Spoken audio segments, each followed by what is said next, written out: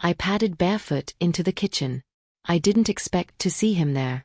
Elias stood by the open fridge, shirtless, a half-empty bottle of water in one hand. There was a long scar across his shoulder, angling down his back like something had once tried to tear him apart. He looked over at me. I froze. "Didn't think you'd be up," he said, voice low. "Didn't think you'd be half-naked in my kitchen," I shot back. He gave a soft chuckle, one of the real ones. It didn't last long. I crossed my arms. "What happened to your shoulder?" He took a sip, then leaned against the counter. First challenge.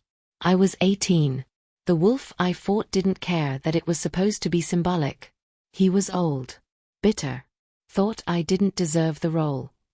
"Did you?" He looked me dead in the eye. "No." The air between us shifted. "But I earned it," he added. I walked a little closer, keeping my voice soft. "Do all alphas get challenged?" "Not all. Only the ones who don't inherit clean." He paused. "My father died too soon. No blood heir. The council chose me. That never sits right with the old guard." I glanced down at his scar again. "You could have died." He nodded. "Almost did." "And you still stayed in the role." "I didn't have a choice," he said. "When you're chosen, you lead. Or you leave." The water bottle crinkled in his grip. There was something in his tone, not bitterness, not pride. Just tiredness. Like a man who had carried too many things for too long, and no one ever asked if he wanted to. "Why me, Elias?" I asked quietly. "Why bring a stranger into this mess? Why fake it with me?" His jaw clenched. Then he said simply, "Because you don't owe any of them." I blinked. "What?" "You weren't raised in this world. You don't play their games. You don't care about rank or legacy or bloodlines. You're not trying to climb the ladder. That makes you dangerous." I laughed once. "I'm not dangerous." "You are to them," he said. He looked away. "And maybe to me too." That caught me off guard. He put the bottle down, walked past me toward the hallway, then stopped. "You'll meet my sister tomorrow," he said without turning around. "Try not to let her eat you alive." Then he disappeared down the hall, leaving me standing there with more questions than answers.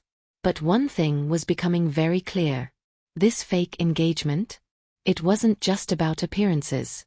It was about war. And somehow, I'd been placed right at the center of it. I didn't sleep much that night. Maybe it was the ceremony. Maybe it was Elias's voice still echoing in my ears. "You don't owe any of them." Whatever it was, by the time the morning sun crawled across my floor, my brain felt like a shaken snow globe. Everything swirling. Nothing settled. By noon, I was told to dress presentable. That's how the housekeeper said it, presentable. Like I was a stray dog being taught to heel. I chose jeans and a blouse. Clean, simple, human. Which felt like a middle finger in this place. Elias met me at the bottom of the stairs. Dark jeans. Black shirt. Hair damp like he'd just come from a shower. "You look," he paused. "Awake." Didn't know that was a compliment now. He smirked. "Come on. She's waiting." We walked out to the garden. It was strange seeing something so normal in a place like this. Roses in bloom. Neatly trimmed hedges. A cobblestone path that curved through the center like a storybook. But the woman sitting on the bench? She didn't belong in a storybook. She was dressed in cream, fitted, elegant, expensive. Long black hair braided down one side. Eyes sharp enough to cut glass. She looked up at me. Not at Elias. Not at the garden. Straight at me. She said. "You're taller than I expected." "Thanks." I replied. She stood and crossed the path toward me, her heels clicking like a countdown. When she stopped in front of me, she gave a look that wasn't quite a smile. "I'm Sarah," she said. "Elias's sister. Eliana." "I know," she said, already turning back to the bench. "Come sit. Let's talk about this situation." I shot Elias a look. He just gave me a little shrug like, "Good luck." then walked off. Coward. I followed Sarah and sat across from her. You know he's playing with fire, she said, her tone casual but calculated. Bringing you into this. Parading you around like some chosen mate. I didn't ask for any of this. No, she said. That's exactly why it might work. I blinked. Wait, you're not against it? Oh, I am, she said with a perfect smile. But not because of you. Because of what it'll cost him. I frowned. You're worried about him? I'm furious at him, she said, crossing her legs. Which in our family is how we show love. She leaned forward slightly. You need to understand something, Eliana. This is not a normal pack. Elias didn't take over in peace. He won his place with blood. He's held onto it with teeth. Every move he makes is watched. Every mistake is weaponized. She tilted her head. And now you're his next big gamble. I swallowed. Why tell me this? Because someone has to, she said. Because I'm the only one around here who actually cares if he survives this. I looked at her carefully. There was no warmth in her expression. No sisterly affection. Just calculation. Like she was deciding whether I was a weakness or an advantage. Do you think I'll hurt him? I asked. She snorted. No. But they will. And they'll use you to do it. I didn't know what to say to that. Sarah stood up again and brushed invisible lint off her sleeve. Don't get too comfortable, she said. This house has a way of turning people into ghosts. Then she walked away like she hadn't just dropped a verbal nuke in my lap. Elias reappeared a minute later. She threaten you? He asked. Not directly, I muttered. He nodded. She's warming up then. I looked at him. She's scared for you, Elias. He didn't answer that. He just looked off toward the trees, quiet for a long moment. Then he said, you should get some rest. Tomorrow, we meet the council. And just like that, my stomach dropped again. Because whatever came next, it wouldn't be garden benches and polite warnings. It would be teeth. And blood. And power. And I'd have to play the game, or be eaten by it. There's a kind of silence that happens right before something terrible. It's not empty. It's loaded. Like the air knows what's coming, and it's holding its breath with you. That was the silence I felt when I stepped into the council hall. I hadn't even known the estate had a council hall until that morning. Elias didn't explain much, just told me to dress formal, keep calm, and say as little as possible. Which, for me, was like asking a cat not to chase a mouse. The hall wasn't big, but it felt like a church. Cold stone walls. High windows. A massive circular table carved from black oak in the center. 7 chairs. 6 were filled.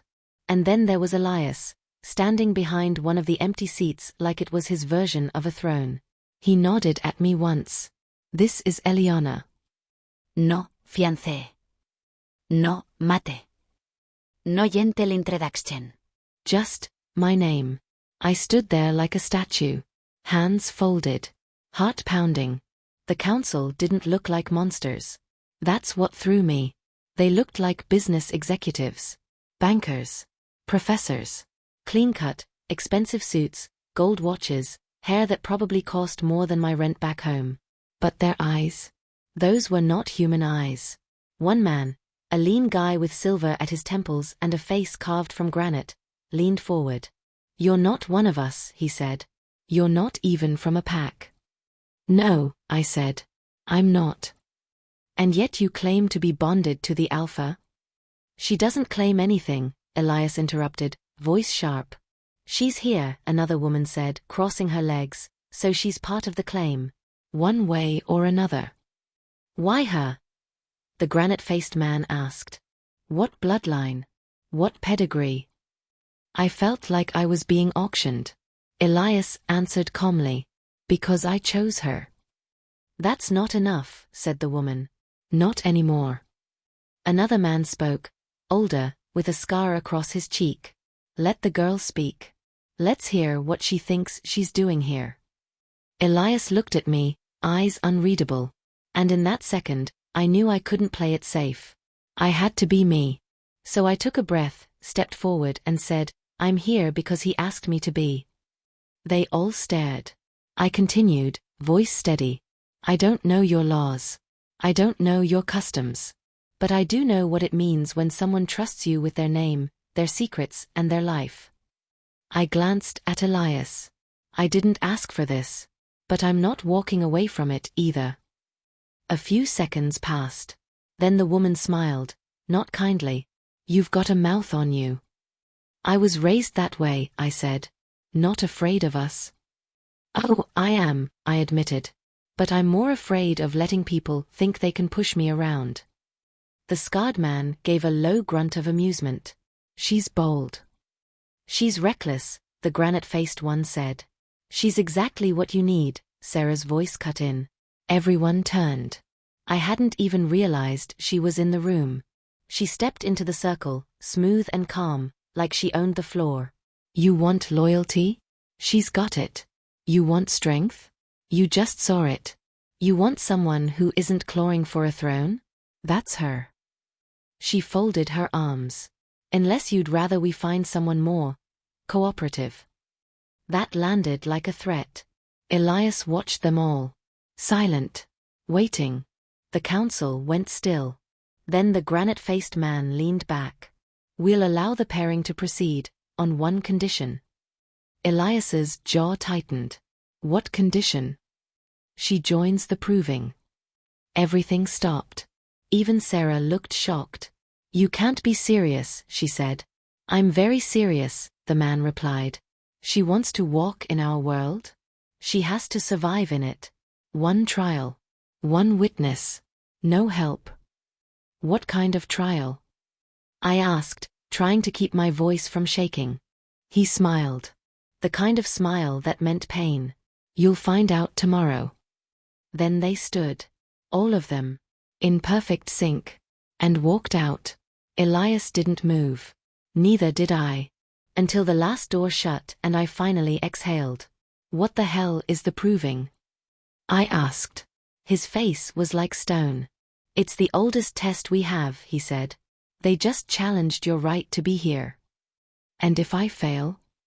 He looked at me. They'll tear you apart. They didn't let me sleep. That was the first part of the proving, apparently. No rest.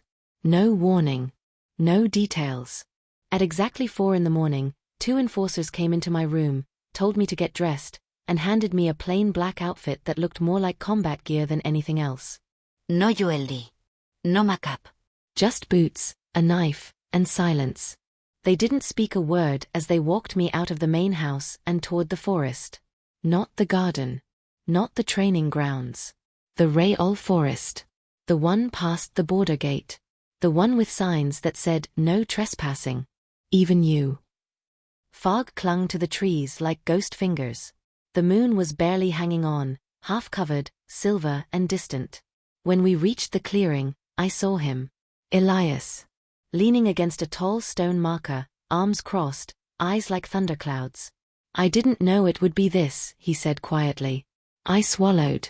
But you knew they'd test me. I thought it would be questions. Supervision. Maybe a fake ceremony. Not this. This, what, Elias? I asked. You still haven't told me what the proving is. He looked past me, toward the woods. Then he said, they drop you in alone. No phone. No map. No light. You have to find your way back to the estate before sunrise. I blinked. That's it. That's the setup, he said. The proving part is what they send after you. What do they send? He paused. Then, with complete seriousness, he said, things that shouldn't exist anymore. Before I could ask, a voice cut through the clearing. She's not allowed help. It was Councilwoman Kira, the one with the legs crossed and the eyes of a wolf in a woman's body. She stood at the edge of the circle, watching me like a scientist watches a lab rat. No help, she repeated. No warnings. If she wants to be one of us, she earns it. Elias stepped forward. This is a human girl. She's your girl, Kira said. And that makes her either stronger than the rest, or meat. I clenched my jaw. What if I just walk away? You can, Kira said, smiling. But then everyone will know the Alpha's claim was a lie. His mate was a coward. And you, well, you'll never be safe again. I looked at Elias. His eyes were burning with anger, but there was something else too. Fear. Real fear. And that scared me more than the woods. So I said, fine. I'll do it. Elias stepped forward, grabbing my arm. His voice was low, intense. Eliana, listen. Don't run in a straight line. Don't stop for sounds. If it whispers your name, it's not me. Keep moving. Stay alive. That was all I got. Then a sharp whistle cut the air. And the forest opened its mouth and swallowed me whole. At first, it was just dark. Trees, dirt, wind. I walked fast, careful not to trip over roots. I kept my knife in my hand, but it felt ridiculous. Like a spoon trying to fight a tank. Then I heard it. A whisper. Eliana. I froze. It sounded like my mother. My mother, who died 3 years ago. Eliana, baby. Come here. I squeezed my eyes shut. Keep moving. Stay alive. I walked faster. The trees got tighter. The fog got thicker. The air smelled wrong, like copper and decay. Then I heard footsteps behind me. Heavy. Vet. I didn't look. I ran. For hours I ran. Fell. Got back up. Blood on my palms. Mud on my legs. Something was chasing me, I was sure of it, but I never saw it. I just kept going. And then, right as the sky started to lighten with dawn, I saw it. The stone gate of the estate. Just ahead. Maybe 50 feet. I sprinted. Right as something grabbed my ankle. I screamed, twisted, stabbed blindly with the knife. Whatever it was, it shrieked, like metal on bone, and let go. I crawled, scrambled, threw myself past the gate. And then everything went quiet. Warm hands wrapped around me. Elias. He pulled me up, covered in blood and sweat, and held me against his chest like I was the only thing keeping him breathing. You made it, he whispered. I was shaking so hard I could barely stand. I don't think I can do this. He pulled back just enough to look me in the eyes. You already are. And for the first time since this whole fake arrangement started, I wasn't pretending anymore. I wasn't just here to save my job. I was surviving. And something in me had changed. Forever. I didn't sleep for almost 2 days after the proving. My legs wouldn't stop shaking. My hands wouldn't stop clenching. Every shadow looked like a whisper with teeth. Elias stayed with me. Not saying much, just present. Sitting in the chair across from my bed, arms crossed, eyes tracking every breath I took like he was afraid I'd vanish. I didn't talk either. What was there to say? I made it out. Barely. Whatever that thing in the forest was, it wasn't human, and it wasn't animal. It had a face that kept changing. My mother. My father. Elias. And something else underneath. Something older. But I wasn't ready to talk about that. Not yet. The morning after I finally slept, I woke up to the sound of people arguing downstairs. Loud. Heated. Chairs scraped across the floor, and I heard Elias's voice, sharp and commanding. I got up slowly, wrapped a blanket around my shoulders, and walked down to the second-floor landing. The council was gathered in the sunroom. All of them. Kira. Marcos. That quiet man with the glasses who always stared too long. Even Naomi was there, standing behind them like she wasn't sure whose side she was supposed to be on. Elias stood at the head of the room, his arms rigid, jaw tight. She passed, he said flatly. That should be the end of it. She survived, Marcus corrected. That's not the same as proving loyalty to the pack. She nearly died. Elias shouted. And no one helped her. No one warned her. She went in alone. She came back alone. She's still human, Kira said, arms folded. And she's not your mate, Elias. She's a girl you hired. We all know it. Silence spread across the room like a slow fog. That's when I realized, they knew. Or at least suspected. Every last one of them. Fake mate. Fake engagement. Fake love. Except, something didn't feel so fake anymore. Elias turned, and his eyes locked onto mine. I hadn't even realized I'd come all the way down the stairs. Then let's make it real, he said. My heart stopped. Kira blinked. What? She passed the proving, Elias said. She survived the forest. She faced what half of us couldn't even name. You want loyalty? Fine. You want commitment? I'll give it to you. We'll announce the mating bond formally. Tonight. The room erupted. Naomi looked stunned. Marcus looked furious. Kira just smiled, like this was the move she'd been waiting for. I stepped forward. Wait. You're not serious. I am, he said. If I don't make this official, they'll tear you apart. Next time, it won't be the forest. But Elias. He came toward me, slow and steady. His voice dropped low, just for me. You want out of this? Say the word, and I'll find another way. But if you're still in, if you still want this life, I need to lock it in. Right now. I looked at him. At the bruises under his eyes. The tension in his shoulders. The fear that I would say no. I thought about the forest. And the way he held me when I collapsed past the gate. And the way he said, "You already are." I nodded. And that was how I found myself standing in front of the entire Crescent bloodline that same night. Pretending to get bonded to a man who might have been pretending at first, but didn't feel fake anymore. At least, not to me. The ceremony was short. A cut on the palm.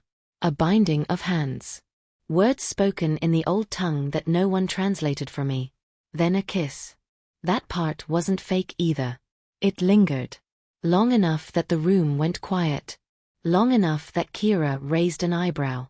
Long enough that I forgot, for one stupid moment, that this whole thing started as a contract. When it was over, Elias didn't let go of my hand. Not even when the council left. Not even when we walked up the stairs in silence. Not even when we were alone again. He sat beside me on the edge of the bed. Still holding my hand. Still watching me. Finally, I whispered, "You didn't have to do that." "I did," he said.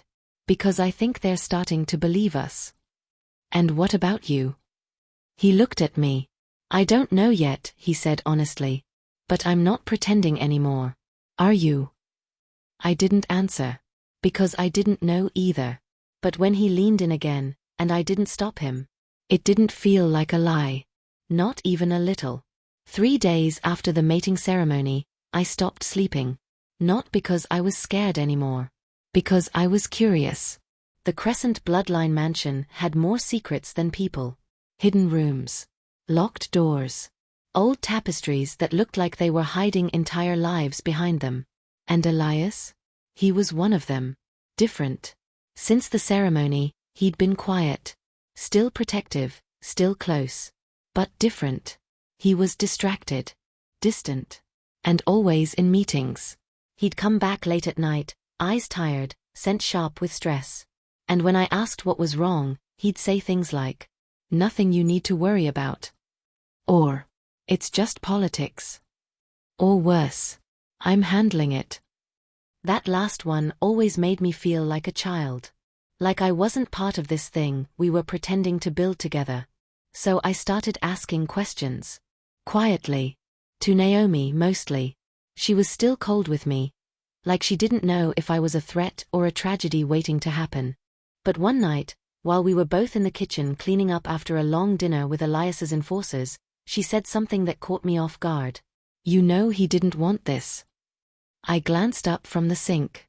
Didn't want what? You. The arrangement. The whole fake mate situation. It was his brother's idea. I froze. Elias has a brother? She paused like she wasn't sure if she'd already said too much. Then she leaned against the counter and dried her hands. Had. His name was Ryan. He was supposed to be Alpha, not Elias. What happened? Ryan died. Last winter. Rogue ambush out near Ridgeback. Elias took his place, but, she shrugged. He was never meant for the crown. He was the fighter, not the ruler. I sat down slowly at the table. So this whole thing, with me, it wasn't even his plan? No. But once he accepted the position, he knew he needed to protect the pack. The council was threatening to split leadership unless he proved stability. A mate bond shows control, strength, continuity. And you just go along with that? I asked. Naomi gave me a look I couldn't quite read. This isn't a fairy tale, Eliana. This is a bloodline built on survival. We don't get to want things. We do what the pack needs. I didn't sleep that night either. I couldn't stop thinking about Ryan. About a dead brother I'd never heard of. About Elias carrying a crown that clearly didn't fit, and a fake mate he never asked for.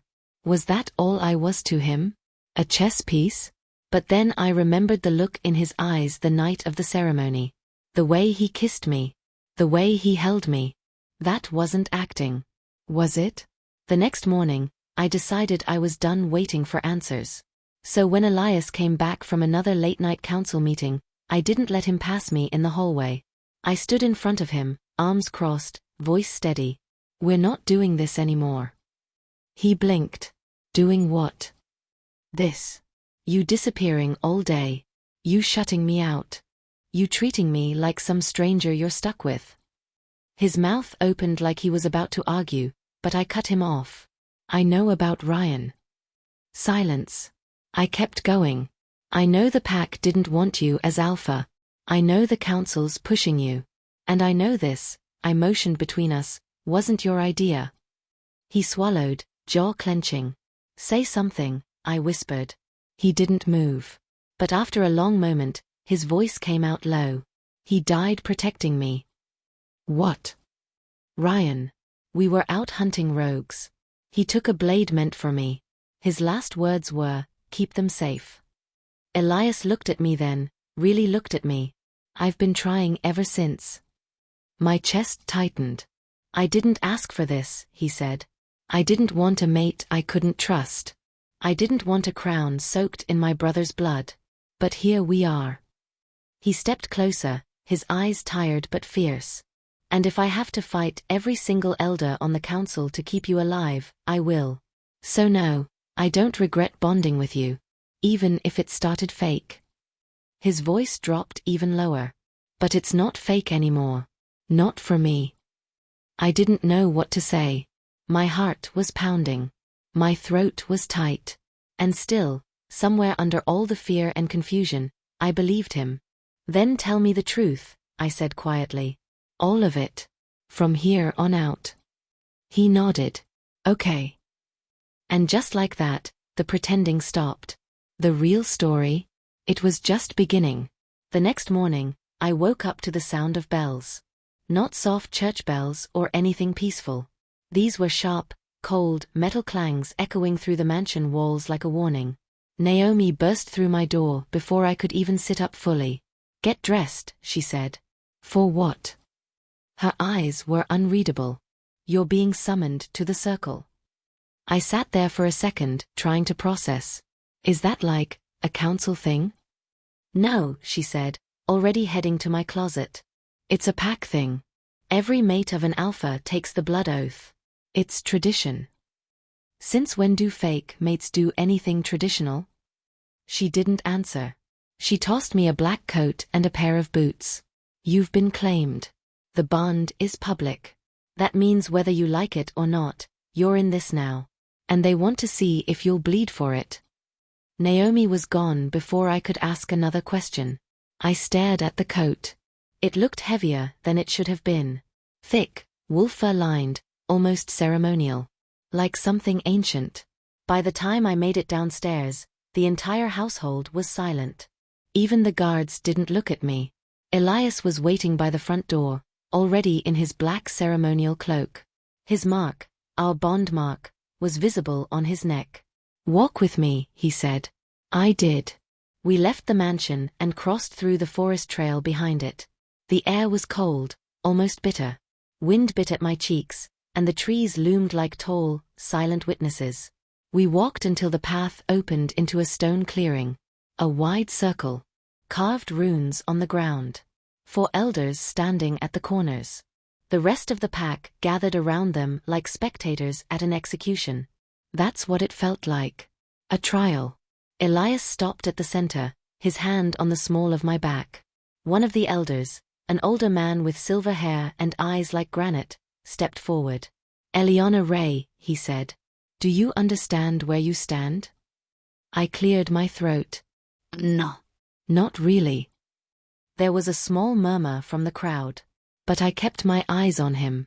You were brought into this pack by bond, he said. But that bond does not make you one of us. Blood does. Elias's hand tightened slightly on my waist. The elder pulled out a blade. Thin, silver, with runes carved down the center. Kneel. I hesitated. Elias leaned down. It's not meant to hurt. Just a cut. A drop of blood to seal your place. And if I say no? I whispered. He looked at me for a long time. They'll never trust you. You'll never be safe here. So I knelt. The blade came down across my palm. Sharp, fast, cold. I didn't flinch. Blood hit the stone. The elder took my hand and pressed it against the ground, right on top of the carved rune. There was a spark. A warm pulse. Like magic waking up. And then it was done. The crowd began to murmur again, but this time, it wasn't judgment. It was acceptance. The elder nodded.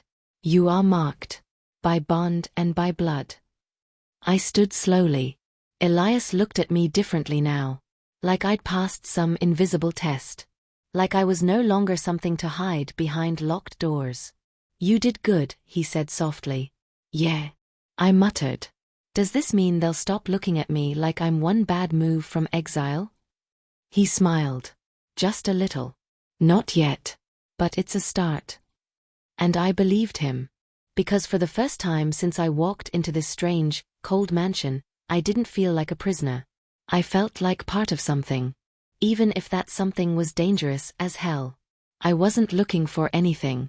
I swear I wasn't. I'd only gotten lost. The mansion was massive, and after the blood oath ceremony, everyone was buzzing with something between relief and suspicion. Naomi was off handling something Elias had asked her to deal with, and Elias himself had disappeared into a late-night meeting with the pack's inner council. So I wandered. I meant to go to the kitchen. I ended up on the wrong floor entirely. The hallway was different down there. Colder, damper, the lights flickering like they hadn't been changed in years. Everything smelled faintly of rust and mold. But what caught my attention most was the door. Not because it looked important. It didn't. It was old, wood cracked, iron handle rusted, with no markings or locks. But I heard something behind it. Breathing. Very soft. Controlled. Like someone was trying to pretend they weren't there. I stood there for a second, unsure what to do. Then I opened it. It creaked like it hadn't been touched in a decade. I peeked inside, expecting some dusty storage room or maybe a janitor's closet. It wasn't. It was a staircase. Narrow. Stone steps going downward, swallowed by darkness. I know I should have walked away. But I didn't. I grabbed the flashlight from my phone and started walking down. Slowly. Quietly. The air got colder the deeper I went. And then I reached it. A cell. Iron bars. A single bed. And a girl. She was sitting against the wall, knees pulled to her chest, eyes sharp and focused like an animal waiting to strike. She looked about my age, but smaller. Worn down. Pale. Her eyes locked onto mine the moment my light hit her face. I froze. She didn't say anything for a while. Neither did I. Finally, she spoke. You're her, aren't you? I swallowed. Who? The one he marked. The fake mate. I didn't answer. She smiled, but it wasn't nice. You have no idea what you're walking into. Who are you? Doesn't matter, she said. What matters is this: Elias isn't who you think he is. And this pack, this family, they've done things. Buried things. I'm one of them. I stepped closer to the bars. Why are you down here? She looked away. Because I saw something I wasn't supposed to, and I didn't shut up about it. I leaned closer. What did you see? She shook her head. You're not ready for that. But you will be. Soon. Before I could ask more, I heard footsteps above us. Fast. Coming this way. The girl's eyes widened. You have to go. Now. I turned to run back up the stairs. As I reached the hallway again, the door slammed behind me.